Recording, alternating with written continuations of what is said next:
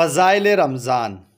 بسم اللہ الرحمن الرحیم۔ حضرت عمر رضی اللہ تعالیٰ عنہ حضور اکرم صلی اللہ علیہ وسلم سے نقل کرتے ہیں کہ رمضان المبارک میں اللہ کو یاد کرنے والا شخص بخشایا ہے اور اللہ سے مانگنے والا نامراد نہیں رہتا۔ حضرت ابن مسعود رضی اللہ تعالیٰ عنہ کی ایک روایت سے ترغیب میں نقل کیا ہے کہ رمضان کی ہر رات میں ایک منادی پکارتا ہے کہ اے خیر کی تلاش کرنے والے، متوجہ ہو اور آگے بڑھ، اور اے برائی کے طلبگار بس کر اور آنکھیں کھول۔ اس کے بعد وہ فرشتہ کہتا ہے کوئی مغفرت کا چاہنے والا ہے کہ اس کی مغفرت کی جائے، کوئی توبہ کرنے والے ہیں کہ اس کی توبہ قبول کی جائے، کوئی دعا کرنے والا ہے کہ اس کی دعا قبول کی جائے، کوئی مانگنے والا ہے کہ اس کا سوال پورا کیا جائے۔ اس سب کے بعد یہ امر بھی نہایت ضروری اور قابل لحاظ ہے کہ دعا کے قبول ہونے کے لیے کچھ شرائط بھی وارد ہوئی ہے کہ ان کی فوت ہونے سے بسا اوقات دعا رد کر دی جاتی ہے۔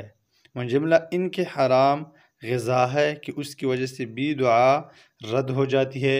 نبی کریم صلی اللہ علیہ وسلم کا ارشاد ہے کہ بہت سے پریشان حال اسماء کی طرف ہاتھ کھینچ کر دعا مانگتے ہیں اور یا رب کرتے ہیں، مگر کھانا حرام، پینا حرام، لباس حرام، ایسی حالت میں کہاں دعا قبول ہو سکتی ہے؟ مورخین نے لکھا ہے کہ کوفہ میں مستجاب الدعوا لوگوں کی ایک جماعت تھی۔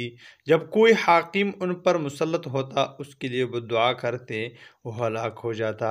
حجاج ظالم کا جب وہاں تسلط ہوا تو اس نے ایک دعوت کی جس میں ان حضرات کو خاص طور سے شریک کیا، اور جب کھانے سے فارغ ہو چکے تو اس نے کہا کہ میں ان لوگوں کی بددعا سے محفوظ ہو گیا کہ حرام کی روزی ان کے پیٹ میں داخل ہو گئی۔ اس کے ساتھ ہمارے زمانے کی حلال روزی پر بھی ایک نگاہ ڈالی جائے، جہاں ہر وقت سود تک کی جواز کی کوششیں جاری ہوں، ملازمین رشوت کو اور تاجر دھوکہ دینے کو بہت سمجھتے ہوں۔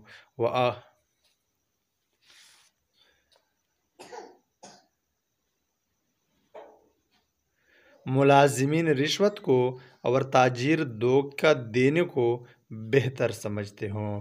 وآخر دعوانا الحمدللہ رب العالمین۔